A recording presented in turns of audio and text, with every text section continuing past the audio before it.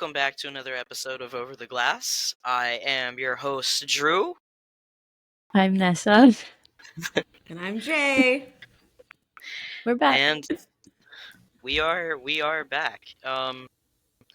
You guys, regular season hockey's ending everywhere. Woo! It does. I was wondering about that. Do you guys? Is there like a sense of relief for you guys once all 82? I mean, like obviously the Sharks are in a different sort of predicament, but even if you were good, like at the end of 82 games, are you a little bit like, whew? No. Well, I think last year, yes, because I don't think we expected to be so bad. This year, we expected this, so it's just like, meh, all right. It sucks that Sharks hockey's ending because, we won't see them play till October after these last two games. But it's nice to know where they fall.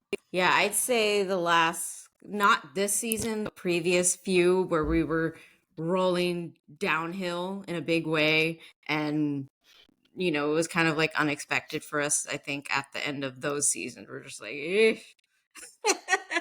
And then this season, we're just more like, yeah, we're getting to the bottom. Time for the draft. Like, I'm actually sad that the season is ending because the guys have, they've come a long way.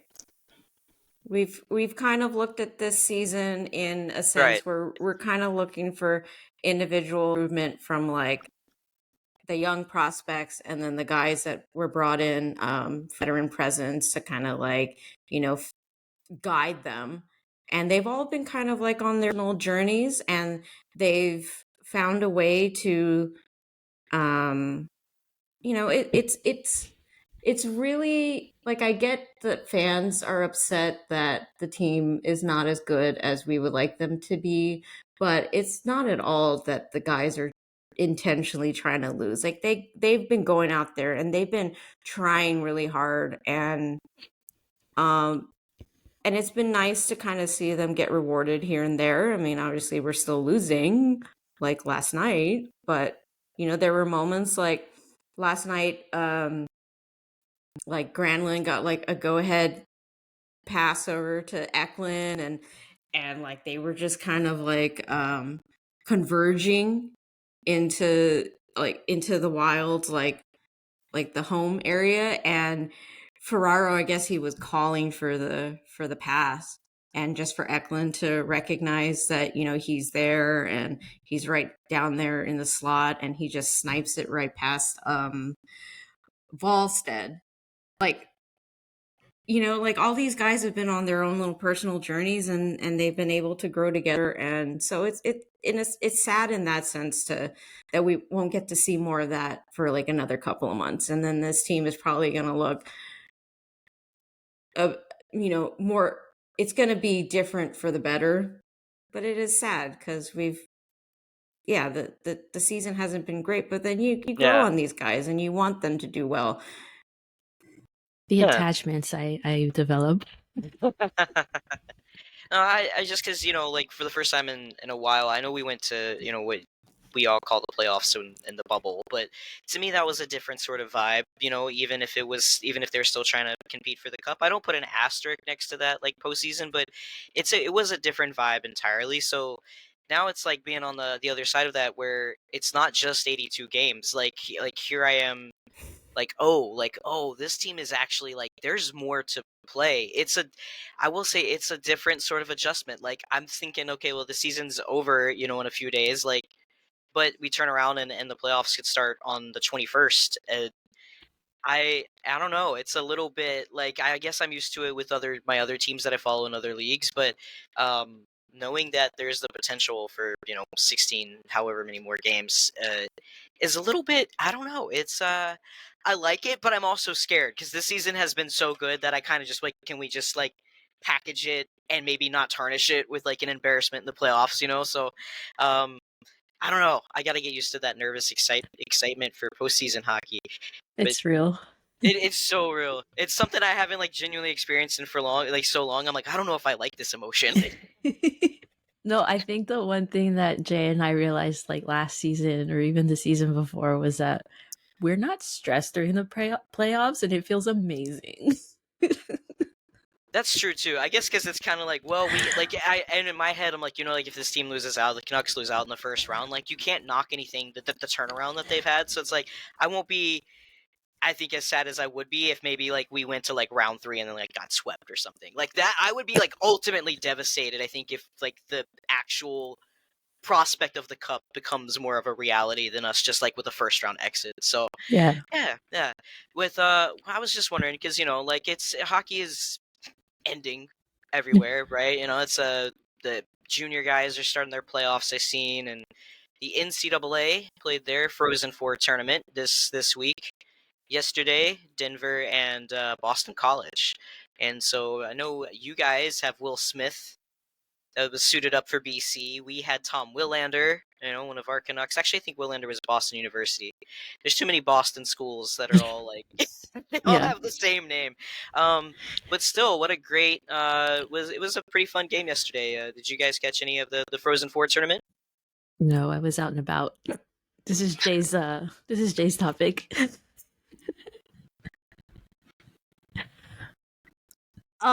So I saw that actually I had not initially planned to watch it because like, we're all kind of lucky with all this hockey that we get an opportunity to have our chance to what's the word I'm looking for? Experience? Watch? To Oh. entertain ourselves with. Yeah. So like it really wasn't on my radar. Like I knew it was like happening, like this and that and whatever related to the NCAA. But what I actually got me interested in it was I saw a quote, and I'm gonna find it right here.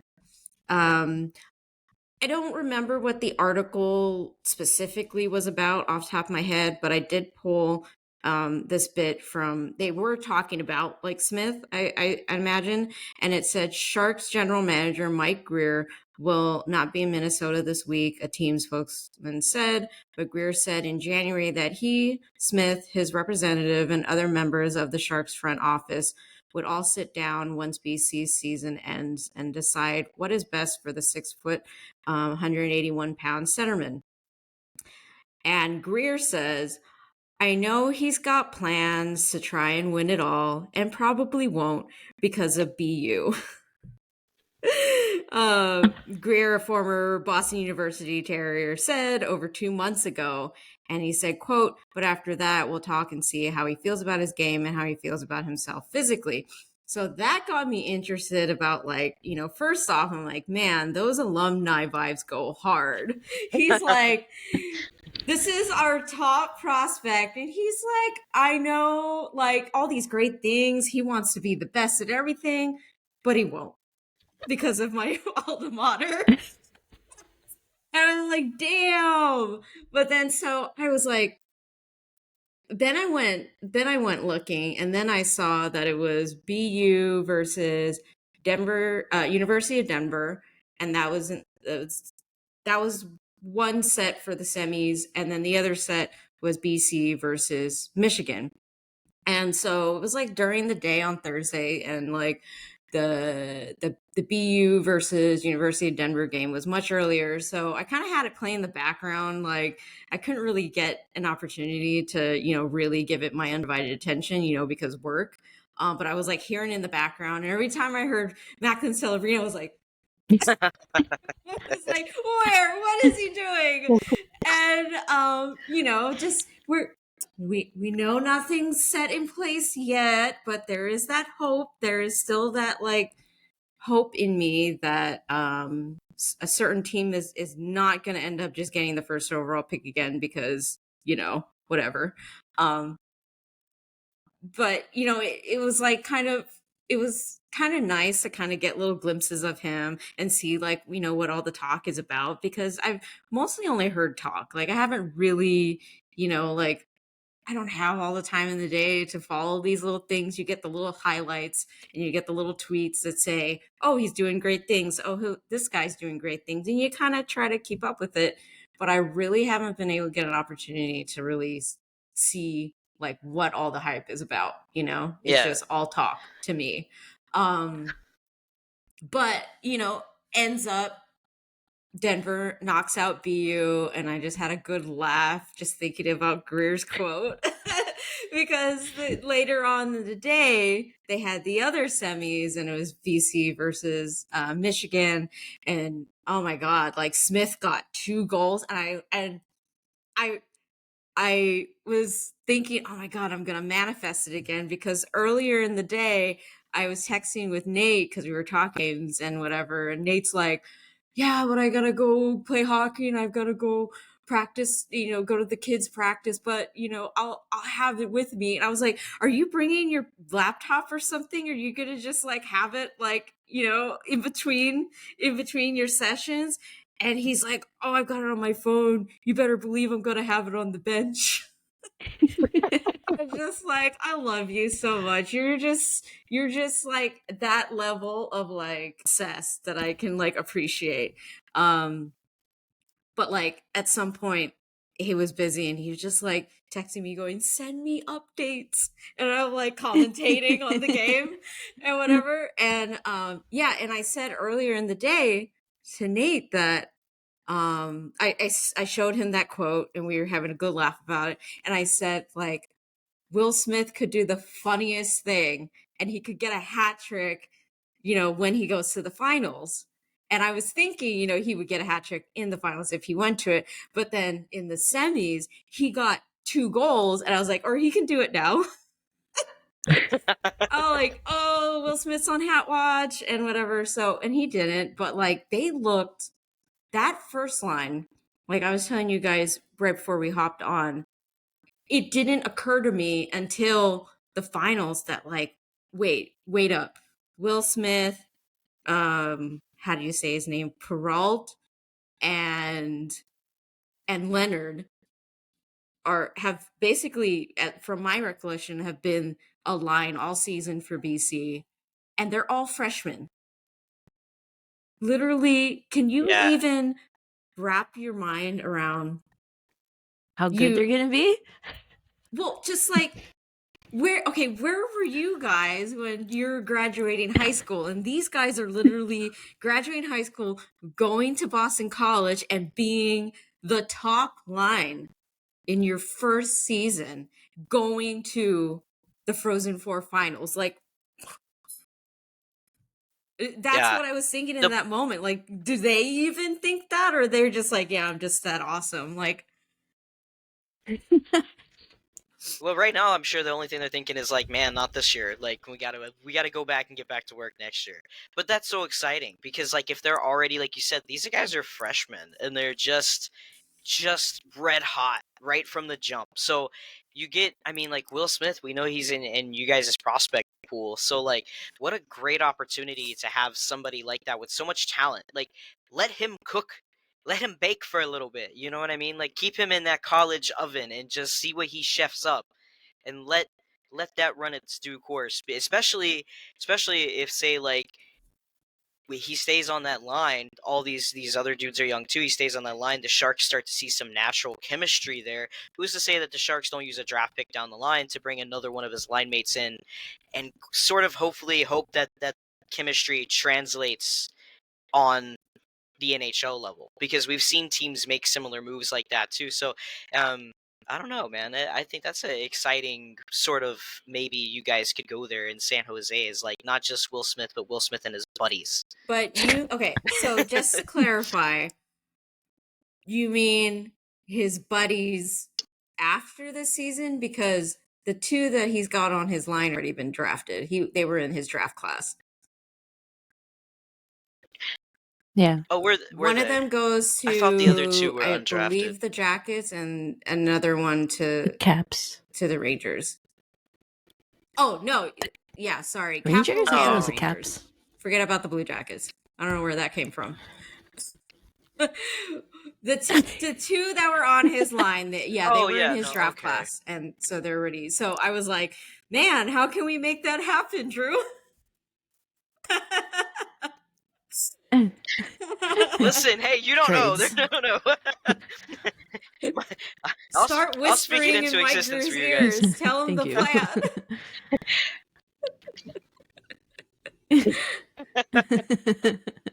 Be like, yo, I've been Awesome. cooking up something. I got Great. some ideas for you, Mr. Greer. I have no GM I am experience, just but obsessed fan. Right. But just an idea.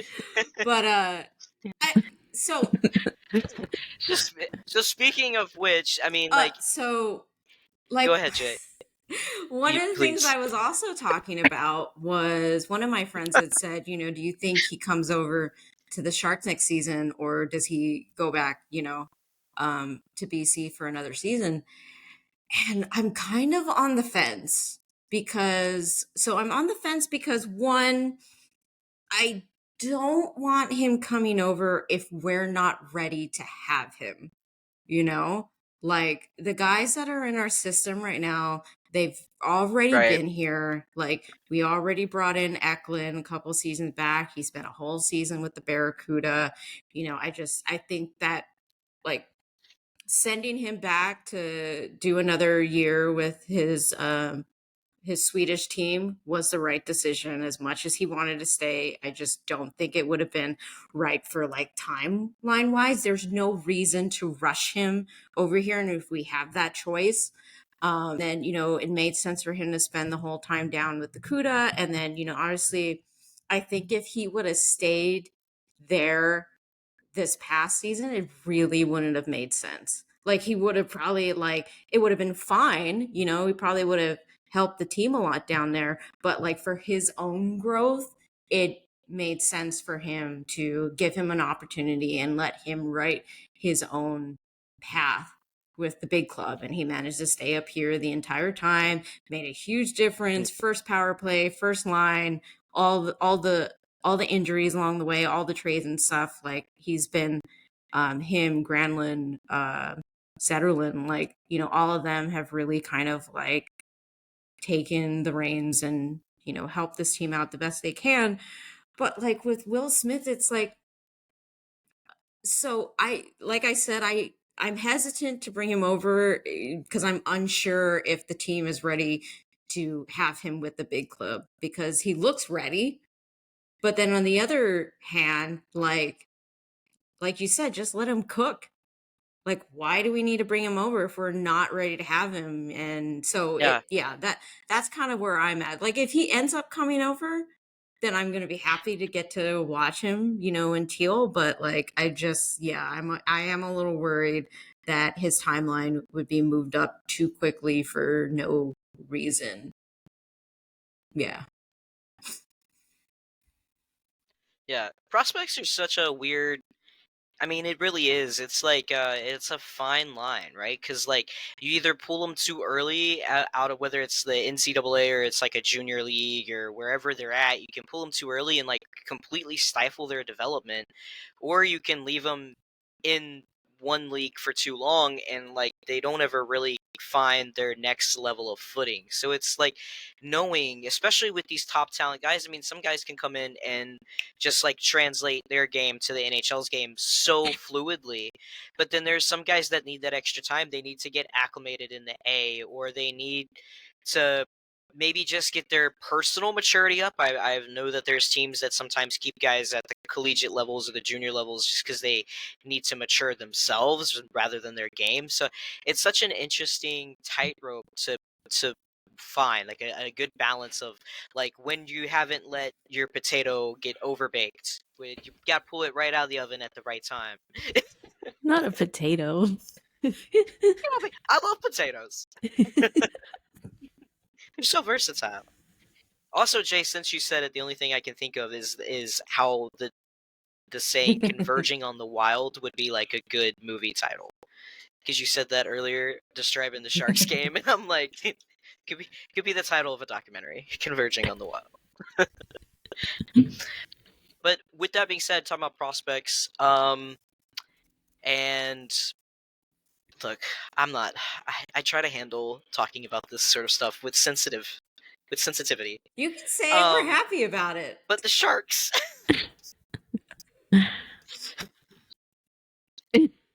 I mean, the Celebrini sweepstakes, you guys. How are you guys feeling about your draft lottery? Go ahead, Nessa.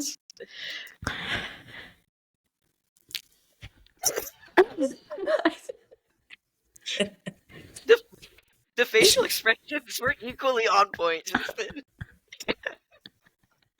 It's like, yay, we have the best odds, but also we don't exactly have the best luck. Like, we've never ever gotten a first round draft pick ever in the history of the franchise, right? The first time we came close was the Patrick Marleau draft year '97. Yeah. I don't. I make jokes all the time that the NHL is rigged. I don't know if it is, but if the Blackhawks get the first pick again, first overall again, so annoying. I'm going to. I'm gonna start my own. I'm gonna start my own. What do you calls it? January 6th riot. Nessa's running a coup on league offices. That was epic. No, it'd be amazing. Like, I think I would combust a little bit out of excitement if the Sharks actually pull it off. But it's up to the hockey gods at this point. So I'm like, what's the word? I'm cautiously optimistic. Okay. Jay, your face also said so much. Yeah, I say yeah, I think I'm in the same boat. Cautiously optimistic. I don't know if I should say happy or glad that we got this, because it's like it's a weird, like, most people are just happy to get into the playoffs, right? And so this is like a different perspective to have, where we're just like, yes, we sucked so bad that we clinched the bottom of the league, but given what's happened all this season, given the rebuild that we're in, like, this is one of the better things you could hope for. Like, I mean, I mentioned earlier, it's been nice to kind of see everybody on the Sharks have their own personal journeys in their career, and and so that's good. But like, this is going to potentially, like, I see it kind of like, you get to like there's like several doors in front of you. This is like, which door do we get to walk through? It could drastically change the direction and the how long this rebuild is, depending on which pick that we get. And like, I know people are saying, oh, this draft is like not as good as like the previous one. It's like, okay, truthfully, I don't follow to that level.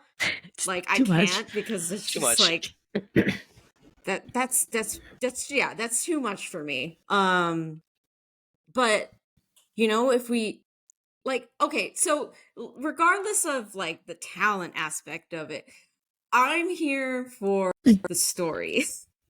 Because how awesome would it be if we got Macklin Celebrini, because his dad freaking works for the Warriors, and he's from this area. Like, we talked about all season about how, just like even recently with Devin Cooley. Yeah. How great is that? Like, that helps to like keep us engaged, love this team, be less about like how awful they are on the ice, like all these great vibes. And I'm going to segue a little bit, because I didn't want to spend hardly any time on this, but I do want to mention like how Shang had Pierre Maguire, and I can't recall the other hosts from the podcast that we were ranting about a couple of episodes ago. They got them on to their pod, And I tried my best to get through that episode because I'm like, okay, like I would never want to have them come on the pod because I might just end up like, like I feel like they had more professionalism than I would. I think I would have. I don't know. Like I don't know how it happened. I just don't think it would have ended well. But they had him on. They asked him a series of things that basically they talked about on McGuire talked about on their pod, and then they asked them like to have a discussion about it. And they talked about how one of the things they said was concerning was like how San Jose needed to bring in more veteran character guys. And I was just kind of like, so first off, what does that mean to you guys? Like when someone uses like those descriptions for a player in the locker room. Like Oh, when to me. people. Oh, you're asking us. I thought you were saying them in general. Like you talk about like when people are like saying like they need to bring like veteran character dudes into the room. Like when Mm-hmm. They're concerned that we don't have that, and we have all these youth just running around with their heads cut off, not knowing what they're like. They're concerned that like we're putting too much pressure on the youth, and there's not someone there to guide them. That's kind of what I got from it, but just curious to know what you guys think. I'm always I don't know really however to like take when they say that they feel like there needs to be a veteran presence on a team, especially I mean cuz like for a while even still to a degree that's still a talking point around the Canucks, and I'm like at like our roster isn't young, right? Like it's like the average age of our roster is like 27, like 26, 27. So in like league terms like that's still pretty veteran. So it's like I don't I would almost it feels arbitrary to me when people talk about like bringing veteran characters in. Like that feels like an arbitrary sort of description because I I don't know. It just it went. I mean, Connor Bedard, for example, not to bring Bedard up, but Bedard's a pretty professional kid to be 19 years old. He seems to be conducting himself rather well. Better than some of the guys that you would call veteran character presences in a locker room. So, I don't know. I feel like that's a pretty arbitrary description. Like, if you feel like they need a locker room dad, then I guess. But it's just if you're not bringing somebody in. They've got Grandpa Jumbo, Grandpa Marlowe up in the press box. I just feel like if you're not bringing somebody in based on like the skill, like okay, like yeah, he's a veteran guy, but like, can he keep up with the kids on the ice? Because that is probably gonna account for a little bit more than like squirreling them around the locker room and hurting them like children of sheep children. Children of sheep was weird. Came out. Sheep children. Yeah, I mean, I guess I kind of feel the same. For me personally, because I understand how this team works, it's different. Like, I know that we already have a veteran presence. I think for the media that talks about it, they don't see it because one, they don't pay attention to the team, and two, for them, I think having a quote unquote veteran presence is having like a Sidney Crosby in the locker room, someone who's so accomplished and well known and is like big. They made a name for themselves in the league, right? But there's different levels of veteranism. Like I don't. It's dumb. I think the Sharks are doing fine. They just suck right now. Whatever. Yeah, that's kind of how I felt and that's why it was so frustrating to me, so irritating me to listen to it, because I felt like they were Chang and gosh, why does his name not come to me right now? I feel bad. The other co-host, I felt like they were attempting to explain that to them, and Pierre would like interrupt them And like one of the first things I mentioned to Nessa was like, the first thing he said, it was basically like presenting his resume of having like 3 decades like in the NHL. I'm like, The insecurity. okay. All right. And so he's like toting about it, and like it almost seems like he was like hockey splaining to them, being like, I know these guys, I know that guy, and like I've XYZ, blah blah blah. It's like, yeah, we know. We could look this up. Could you just have a chat with us? Like, instead of being like, wow, blah blah blah blah blah. And like that, so that was one part of the irritation. It's just like, okay, yeah, who cares? Whatever. It's like they're like, for as much as and I'm not saying that like he doesn't have anything that could be like insightful. It's just like, let me try to recall. Like Shang started out with I can't remember anymore. We'll just there was like a thing where he was asking them like, well, who are the Sharks going to be better than next season? Themselves. And the other co-host, the other co-host, not Shang, was like, I don't think they're trying to. Like, we're not there yet. And then he's like, well, who are they going to be better than in 2 seasons? And I'm just like, who cares? Like, they're in a rebuild. Like, okay, we'll be better than like the Hawks next season. Like, but still, I don't care. You know what? Like, This is a good analogy I don't know. It just, sorry, it just came to mind.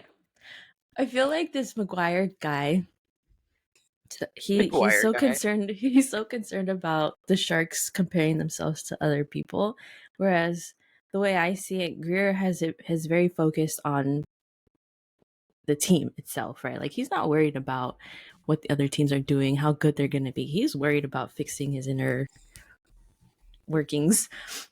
It's like self-care, right? Shark self-care. We're taking care of ourselves here. It doesn't matter what everyone else is doing. McGuire, lay off. I love that. Like that's pretty cool to hear that. That's how you like see like how Greer's doing it from like a Sharks fan perspective, because that's how it feels like Rutherford and Alvin and like the revamped front office in Vancouver has been doing it. Because when everybody at the trade deadline was making those big trades, of course, everybody was like, what's Vancouver going to do? What's Vancouver going to do? What's Vancouver going to do? Oh, they didn't do anything. They didn't get better. Everybody else in the conference, everybody else in the division improved. And it's like, actually, we had one of the better records coming out of the trade deadline than any other team that made any of those other moves. And I love that. I love knowing that, like, what's happening outside the league doesn't influence my front office. They're just like, we're putting together the team that we think we can get the most longevity out of, like, towards building something good. Because I do feel like, especially in this situation that the Sharks are, where everybody's got something to say, there probably is some sense of external pressure for Greer to make some of these moves that seem like it's doing something, when really it seems like when GMs react in that sort of way, it causes further problems down the line. So it's been really refreshing from like my personal standpoint to sort of feel the same way about my GM, and it gives me hope that the Sharks maybe won't like go through 10 years of what the Canucks did, which was like rent a piece to get 10 solid games and make it to the finish line. Rent a player. Yes. We got him for a lease. So one other point that I want to make from their discussion was going back to the veteran presence, or whatever it is. Shang started talking about how the topic of Noah Hannafin got brought in and whatever, and then Pierre was immediately like, well, there's no way that Hannafin is going to go to the Sharks. And so it just, there was a point during the discussion where I just started feeling like there's no right answer to be had here, because they're giving them what I feel like they're closer to the team where they have a better insight versus someone who's someone who's just looking at the surface and just is like, oh, well, they don't have these like 3 ingredients. They're failing. And it's like we've talked about how we have Nico Sturm, we have Mikhail Granlund, we had Duclair, like he really freaking wanted to stay, and we were like, sorry bro, like you're like our most movable piece right now. Like, but he really freaking wanted to stay. And like, so on top of there seeming like there was going to be like no like correct answer to, they were just going to be like, nope, the Sharks are just failing because they don't have like these XYZ ingredients, and no, you guys can't get Hannafin because how are you going to bring him in when this team sucks? How are you going to sell this team? And it's like, so you want us to bring in character guys, you want the team to be better next season, but then we also can't get the guys to bring them in, and then our youth are going to fail. Like, it just seems like, what are we even talking about now? Because it just seems like, nope, you're just doomed. There's no way you're going to be able to do the things that I say that like you should go and get. And it's like, and then he talked about like, because California and like the taxes and like the state of the team, like how are you going to make it a place that's going to be enticing to free agents and whatever. And yeah, so it just, I don't know, like it just was a very exhausting discussion, and I commend them for having them on. And like even after they did, and then they like put out a tweet to promote their episode, the other guy on Pierre's podcast quote tweeted it and like had an issue with the way that they said, oh, they brought them on to discuss some of their unflattering comments about the Sharks. And he was like, unflattering. And I'm like, wow. Can't stand to be wrong. That guy was literally like going into the comments with like, I'm assuming like Sharks fans because they were talking about it. And he's just like, whatever like negative or like disagreement that one of the guys had said, one of the comments under that tweet, the dude's like, this guy has 2 Stanley Cups. Like, what have you done in the NHL? I'm like, wow. Compensation, man. Gee, ooh, I've done so much for that. Dude, the NHL would not be here without fans. So shove it. What is and I mean I know I'm in Florida, but like how do you ask that question seriously? Like how do you entice people to come to California? I don't The know. weather. Right, as it's California. I don't know. Like it's The pretty food. enticing. Just The environments. the food, We got environment. Napa that all the hockey players love to go to all the time. There's Santa Cruz. It's like you might not be able to beautiful. sell them. Right, you might not be able to sell them a victory, but like even if you gain a victory on the ice, there's tons of off ice places to go pick up a dub. Like Do you care about your mental health?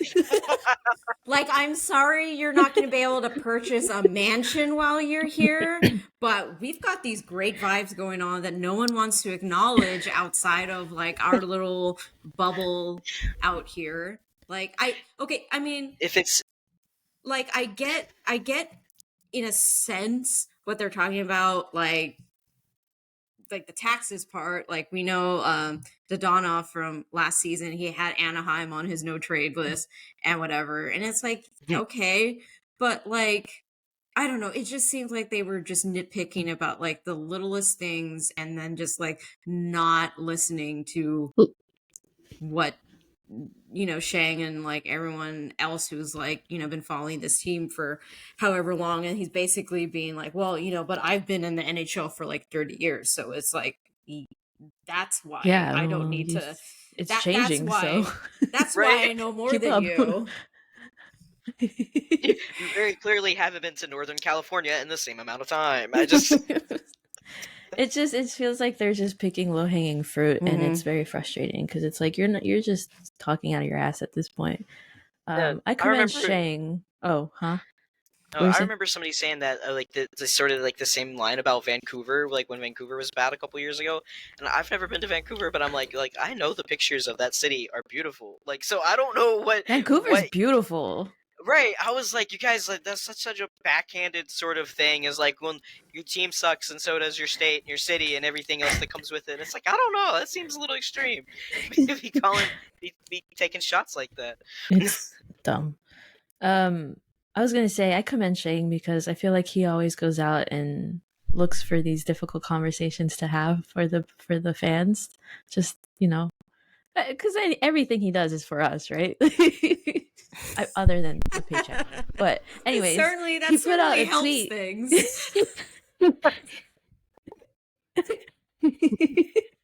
He put out a tweet talking about Sturm, which we appreciate him as one of our veterans on the team. He's one of my favorites. He's a very wholesome guy, and I hope he comes back to the team. Honestly, who knows what's going to happen at this point? But He's got one season left. he was does he? Yeah, Oh, I thought he was done after this. No. Amazing. What great news. makes it seem that way from this quote. Like why does it seem like it's his last farewell? Yeah. So he asked Sturm about, I guess, what he thought about being in San Jose or whatever, the fans here. And so he goes, Sturm appreciates the fans. His quote says, "They pay my bills, they buy tickets, they buy merchandise. They love the team, they love us as players. There's going to be a day where not a soul in the world is going to ask for my autograph. I try to take the time, but put a smile on their face." So this is what I mean when I say he's one of my favorites, and because he's such a wholesome guy. Like, he understands that him, other than working his ass off to get to the NHL, playing in the league is a privilege. Fans don't necessarily have to like him, right? So he takes the time, and I saw someone comment on this thread saying that he walked around and signed so many autographs after the game, and they took a picture with him, and he looks so happy just being out there. Like, I love this dude. What more do you want from a veteran? Right. He's checking all the boxes, it seems.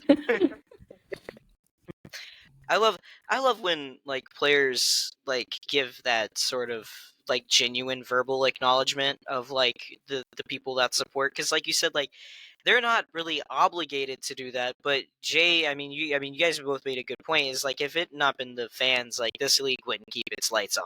Like it's at the end of the day, we're the ones that help drive the profit margins. So it's really cool for, I think, the players to recognize that, because they're not obligated in any shape, form, or fashion. But to know that, like, especially with you guys, you've had the season that you've had, and there's still been the Sharks faithful that showed up in the tank and supported the dudes. There's still people that are tuning into the games. I mean, I'm the same way. My team go over 82, and I'm still watching every game. I'm not gonna give up on them. It's nice to have that not obligation, that acknowledgement that like the fans are there, and despite all of the bad weather, you're planning to stay around for when things get better. So it's always just a nice like it's like, thanks. Thanks for paying my bills. Right. You're welcome, sir. I'll keep watching. It's like you said, Nessa, like there's like you're not obligated to like any of the players on your team. There's been people that have dressed in Canucks jerseys before where I'm like, Yeah. it is what it is. We've had some of those too. Yeah. So it's cool when you have, especially when you have the guys that like you really value on the roster are the ones that like step up and say something too, because that's kind of like it's like I see you, boo, moment. I feel so seen. That's so seen. You have no idea I exist, but thank you. But it feels like you do. It feels like you know. Staying on the good vibes though, did y'all catch the pranks? The prank, was it okay? Oh, before we move on to that, I want to do a little rundown of like yesterday. The Sharks were posting about like awards that they handed out. I guess I don't know if like this is a thing or if like they're just making stuff up. No, they do it every year. Okay, so Mario Ferraro is the San Jose Sharks media good guy. I can see it 100%. Another veteran presence. Like, I know he's only like what, 25 or whatever, but like we're like freaking Connor McDavid came in when he was 18, and like, what, didn't they like give him the C like immediately? So like, I don't know. Yeah. This like character veteran presence thing, they don't know what you're talking about. And then the Fresh Prince is the Sharks prospect of the year, obviously. Henry Thrun is the 23-24 rookie of the year. I can see that. Granlund is the player. You know, like I feel like he really is the most improved. Mukuladulan has won the Barracuda Player of the Year and Barracuda Prospect of the Year. So there's a lot of really great stuff happening in Sharks territory, as we say episode after episode. Don't listen to these guys that like have to start their conversation with telling you how many years that they've been in the NHL. In case you guys didn't know, we're Sharks fans.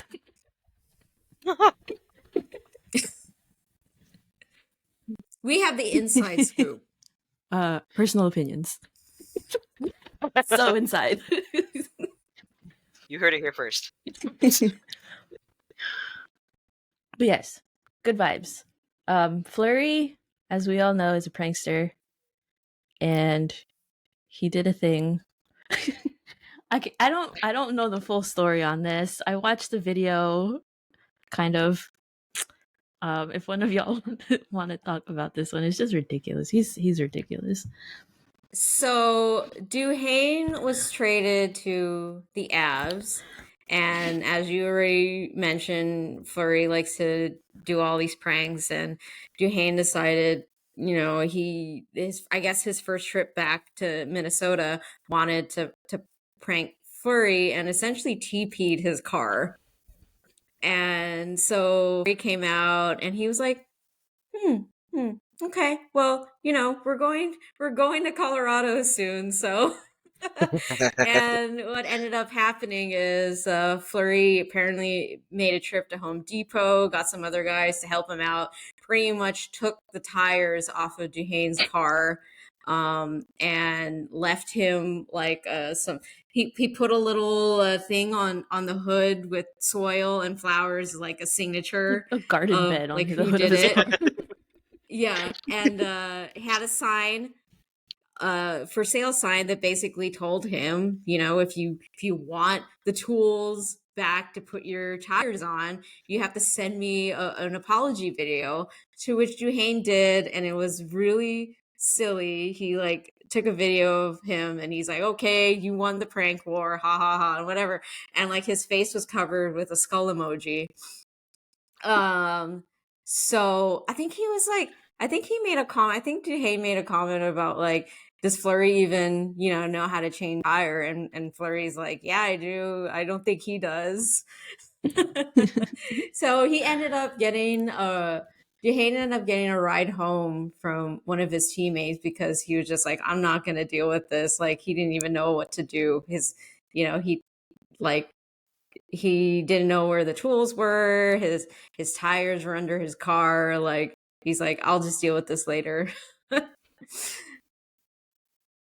Flower's such a rascal. I love watching. Like, I know he still gets the guys on the pens too when he goes back to Pittsburgh, when Pittsburgh's in town. Like, no matter where Flower's at, he is finding victims. And I just He's gonna be the Regina George of the NHL. Yeah. Raise your hand if you've personally been victimized by Marc-Andre Fleury.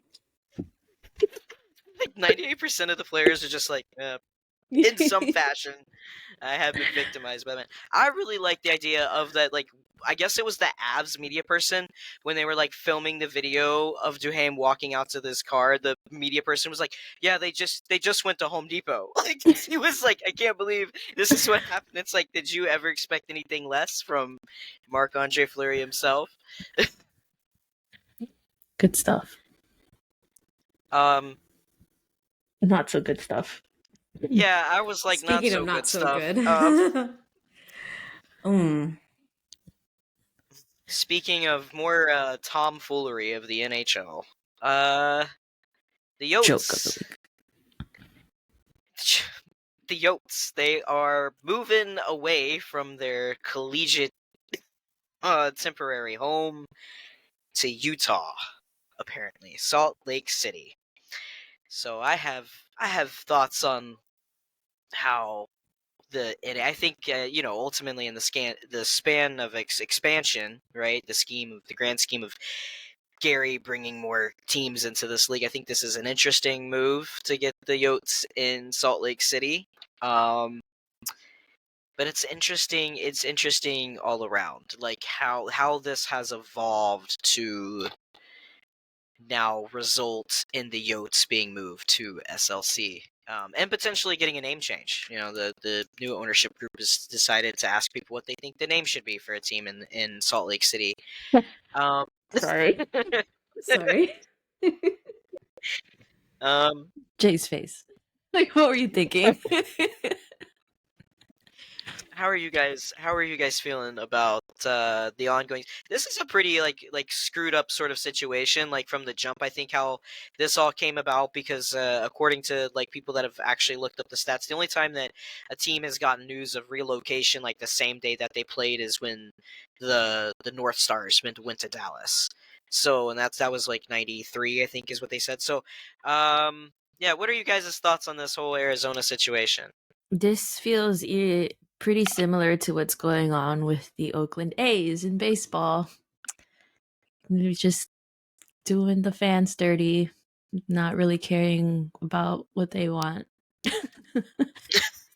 It sucks. Except you add in the extra dirtiness that it looked like they were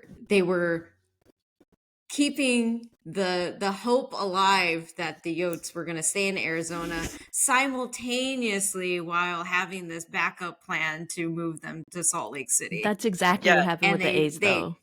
With like they were in the background doing deals with Las Vegas, but telling the fans, "Oh yeah, we're working to do this and stay in Oakland." So it's pretty similar. didn't something else like that happen too with like the Raiders? Like that was a pretty Yeah. like there was rumors for a while, and then they ended up like happening to like geez, like the Northern California, like hang on to your sports teams, It's but Oakland, really. That yeah, stuff's doing yeah, fine. that's true. The other side of the bay. like Uh, I saw this video earlier in the week, and it was really bizarre for like what was going on the Coyotes socials this past week. Like, because on Monday they put out this video. Like, I guess because I saw that they were talking about like the whole auction for land, blah blah blah, and whatever. So that's almost like what started the week off, where it was like, here's the future and hope for the Coyotes, and it was like this video where like the arena where it would be, and like this whole promo thing of like the Coyotes staying in Arizona. And then like what, on Thursday or whatever it was, when the news came down where yeah, they're gonna move to Utah, it was like, wait, what's going on? Like I had to but go and find all this information of like what, wait a minute, wasn't there to talk about like an auction for land? What's happening? that's um what this whole thing is like. At one point in time, they were supposed to be breaking ground on a new stadium or a new arena too, and then like it was like they never broke ground. And I had to look this up because like the chairman and governor of the Arizona Coyotes, Alex Murillo, put out a statement yesterday, and it's like this statement is also a nothing burger. Like it doesn't address any of it. It actually says that like I hope to address these issues as soon as I am able to speak on the topics, and it's like, well, my man, most of the details now are out there, like whether or not they might be like the right order of events, like we kind of have an idea of what's about to happen. So they also like left. They came in a day late, like it's what where actually yesterday was Saturday, so a couple of days late after the news had even broke, and then we're like, we know that you guys know, but we can't address anything still. Yeah, I think also what's pretty messed up about this is that they have kept the players, the coaches, like everyone on staff in the dark as well. So Yep. they didn't even know that they're gonna have to move soon, like pick up their families and like relocate and everything. Like how messed up is that? Yeah, Yeah, that's why I and seen a lot of people were like talking about the move and the like.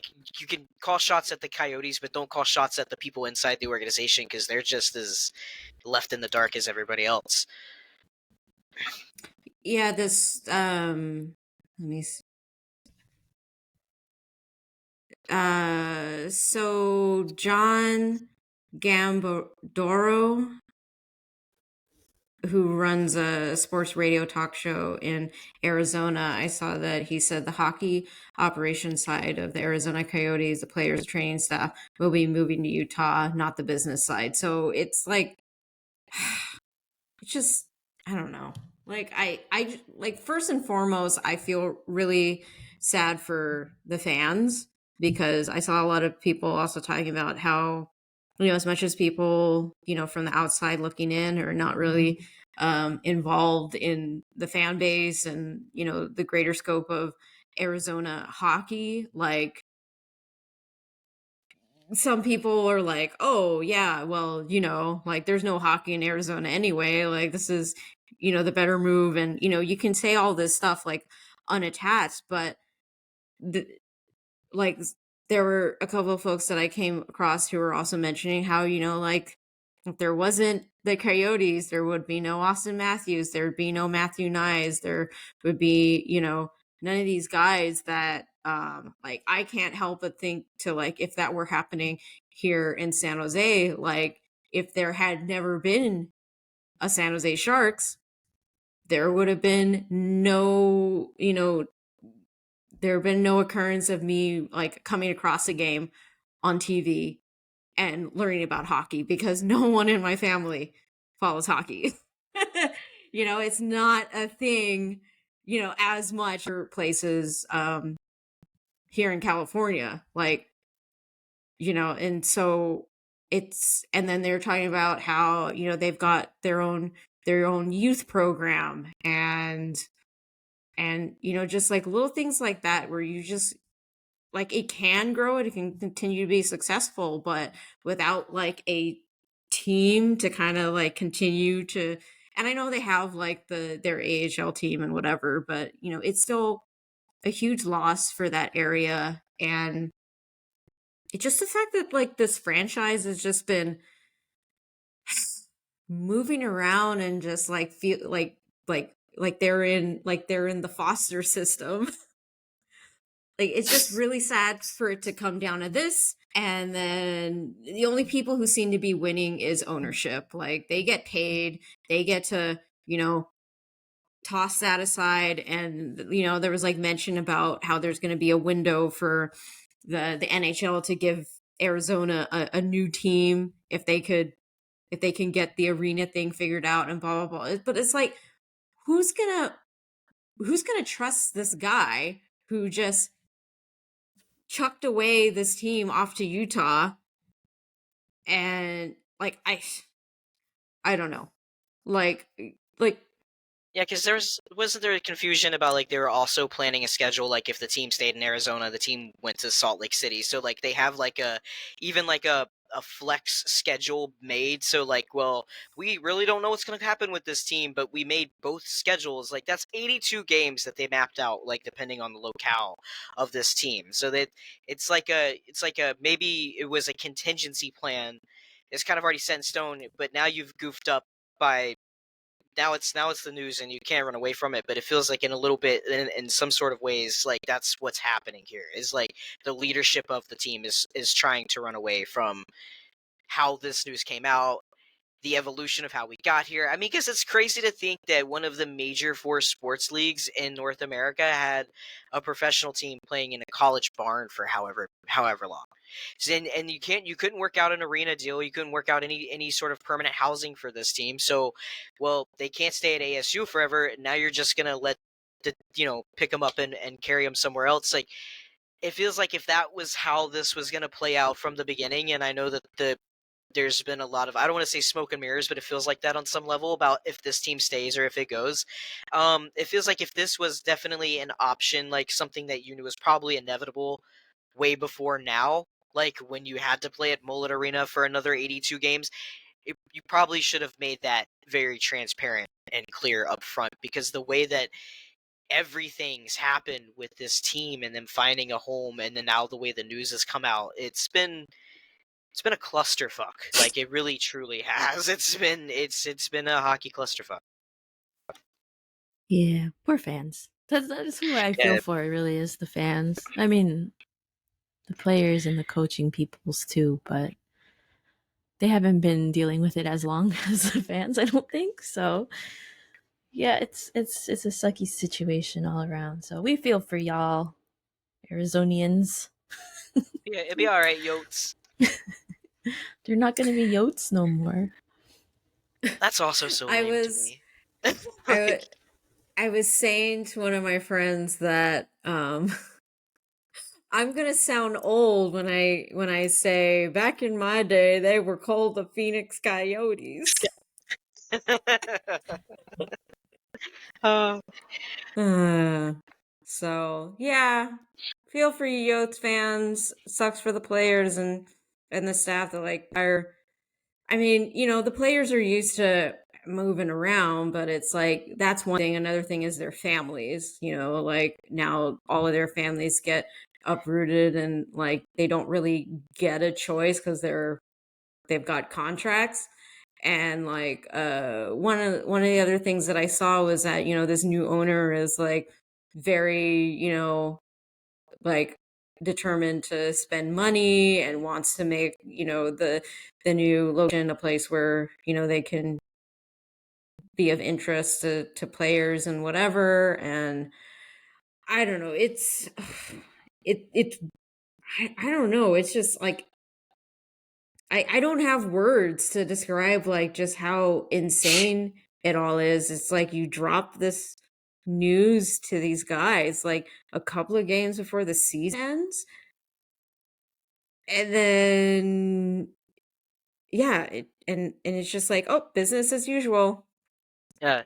And they went, and I will say this: we played them the day they got that news, and they beat us in overtime. And the Coyotes played like they were pissed Mm. off, and I was like, rightfully so, like rightfully so. If I had just gotten the news that like I'm supposed to just still finish out the season, like everything's hunky dory, and like I didn't just get ultimately life changing news, right? Because players have families, and then there's the coaching staff, the ice crew, the concession people. It affects everybody, right down to like the last person that shows up to work at those games. And so it's crazy that this is how the league sort of was okay with all, and I'm sure the league wasn't to some degree, but the way that this has all come out and developed and even gotten to this point is, it's just wild. The ilks of Gary Bettman and his type that stay in the league offices would allow it to progress in such a way where you have players literally finding out hours before puck drop that they're about to be moved, and they don't really get a say in it. Utah doesn't have a team. It's not like they might in their mind be like, okay, yeah, no trade clause to Utah, but Utah didn't exist beforehand. So, what about guys that don't want to live in Utah?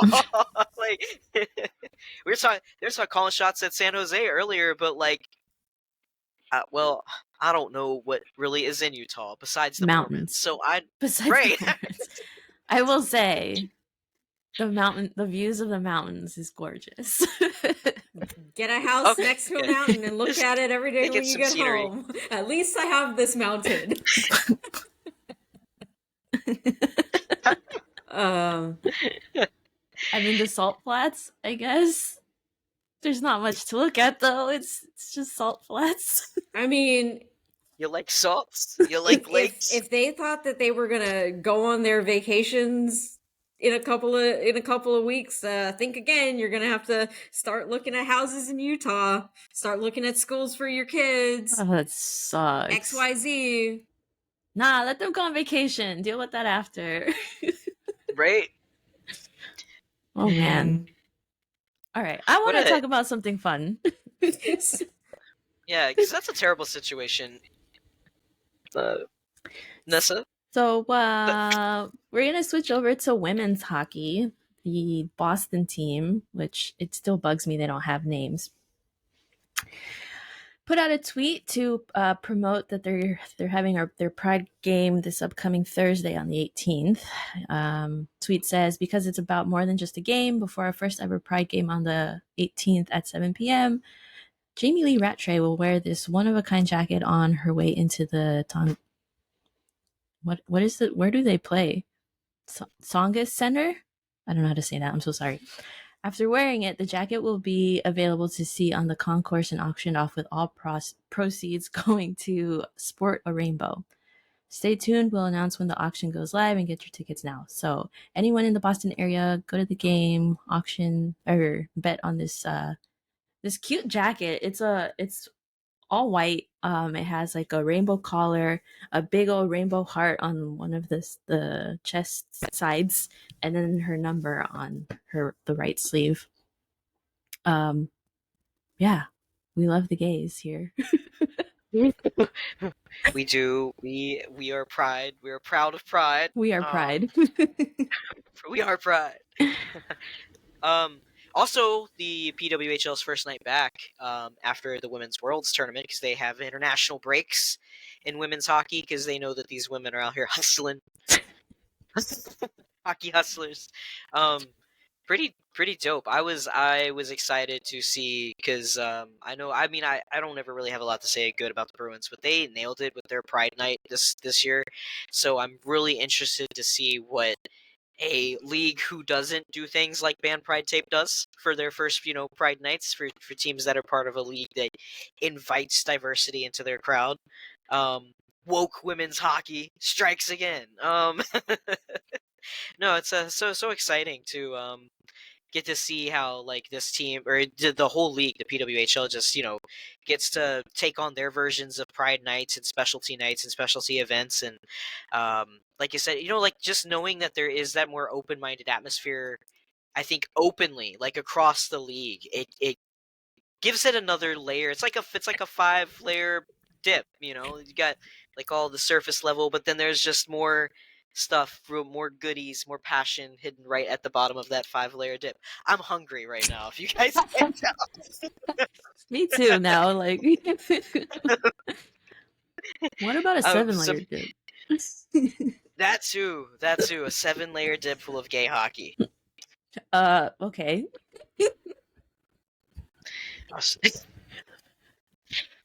No, a lot of food coloring. I'm stoked, you guys. Yeah, it's probably not good. Jay, what are your thoughts? I don't even know what we're talking about anymore. You started going to talking about train of thought. 5-layer dip of gayness. I'm like, what are we talking about? I have to bite my tongue so bad.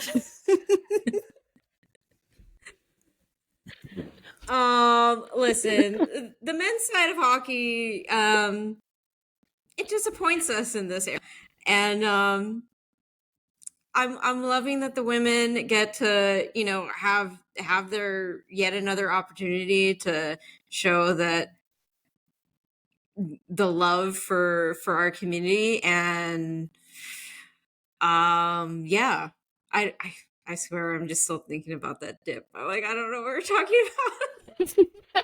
That's my bad. I was like, all throughout, for some reason us talking about Arizona made me think of tacos, and I'm sitting and I'm like, man, nachos would be real good.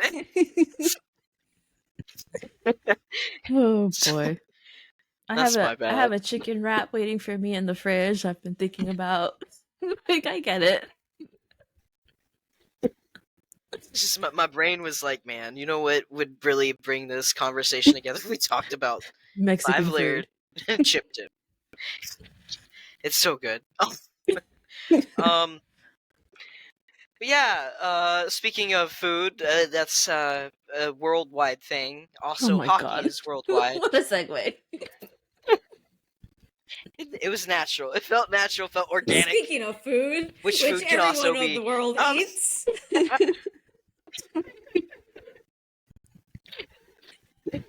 Oh my god. The subject matter for a worldwide audience, which could also be hockey. Played around the world. Yeah. The women's worlds. Yeah.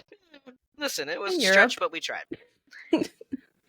Which food also exists in Europe? Breaking I news. certainly hope so. You heard it here first. You heard it here Europeans first. do eat. More at 7. Oh boy.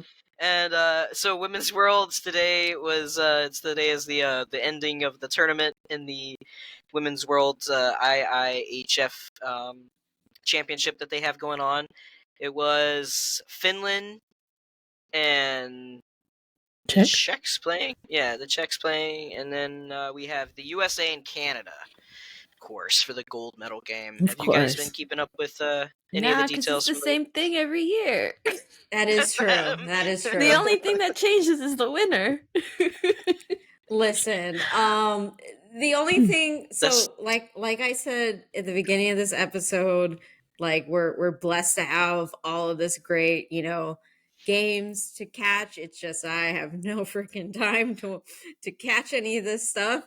So I did see, some of the matchups and the results. Like the other day, I think the US went up against like Japan, I want to say, and it was like something like 10-0. And I was like, oh, sorry. But it's cool that Japan has a team even participating. Yeah. Yeah, So, yeah, but that is like neat. Nessa said, That's so sad. the growth of women's hockey one of these days will actually be like, oh wow, when the gold medal game comes out, oh, we'll actually be surprised. Yeah. Like imagine a finals where it's like Mexico against the Philippines in the future. Yes. Amazing. I'm down. I will be seated. Yes. But I bet the Mexican team would enjoy tacos if they won. Shut up, Drew. I'm so hungry. That's all I've been thinking about. And then you had to go and say Mexico, and I was like, God, yeah. I was thinking of the most likely Latin American team. I bet the Mexican team would enjoy tacos. No shit. Mexico is It would be good too, authentic. Mexico is Drew's no Tex-Mex, the real deal. It's the word to bring him out of like his sleeper cell mode. Activate for tacos. Tacos. Just rouse me out of my my death just by saying tacos. I'll be fine. Okay. Oh my god. I think I know I would be stoked if Mexico had a hockey team, let alone like a women's hockey team. They like, do. Hell yeah. Well, not a national team, but Mexico has some hockey going on there. It's just not super known about because brown people don't get a lot of coverage out here. So I'm just keeping it real. I'm sorry. I mean, that's fair, and probably most people were like, "But ice can't exist in Mexico." Oh, don't even like, get okay, that. no, because someone did say that. Just triggered Nessa. Did somebody actually say that? Not specifically Mexico, but Latin America. Yeah, someone's because we had an episode a while back with Louisa, and we were talking about Latin America, and like she's following women's hockey, men's hockey. There's a whole culture fan base out in Latin America, and they're excited about hockey. They want to grow the excitement about it. There are national teams. It's just that unlike the US and Canada, who have all of these programs that allow women to develop to the highest of their game, like they're not quite there yet. But that doesn't mean that even I forgot her name, but she brought hockey to women in Afghanistan. Like there's interest in hockey there. It might not be ice because that's just the nature of their environment over there, but there's still other ways that you can enjoy the sport. And yeah, and someone made some mention about like, oh, you can't have hockey in whatever area because it's too hot. I was like, What? what does that mean? First of all, there's already hockey happening. Second, oh no, because they were like, how would you even have a rink in such warm weather? And I was like, the same way we have it down in SoCal and Nevada and Florida, right? Right. And then they just Right. kept going and was like, no, it doesn't make sense. There's no interest down there. And I was like, no, there definitely is. There's already teams. They just don't have the funding or the resources to get big like we do.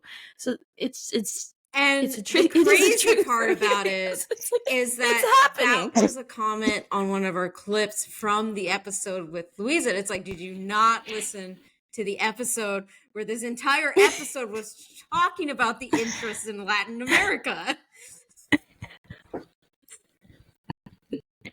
Yeah, it's yeah. That's crazy. I mean, because like I've like you said, I've heard people say that about like teams in Florida, like you can't even put ice there, and it's like, well, we do, and it's working out just fine. So like, I could totally see that being somebody's line with like the Latin American countries. There's a Brazilian Canucks fan page. I love those guys. It's like Come to Brazil. The Canucks come to Brazil. Their energy though is like it's like soccer match energy. Yeah. Like it is so like I love watching any Latin American sports game in like the native language because the energy is just off the chain. Like everybody's so hyped when somebody scores. Have you watched the hockey game broadcasted in Spanish? No, I need to. I love watching like when they do like the Punjabi night and stuff like for the Canucks, and I love hearing like the Indian guys with the goal for like 20 minutes. I'm like, I love that energy.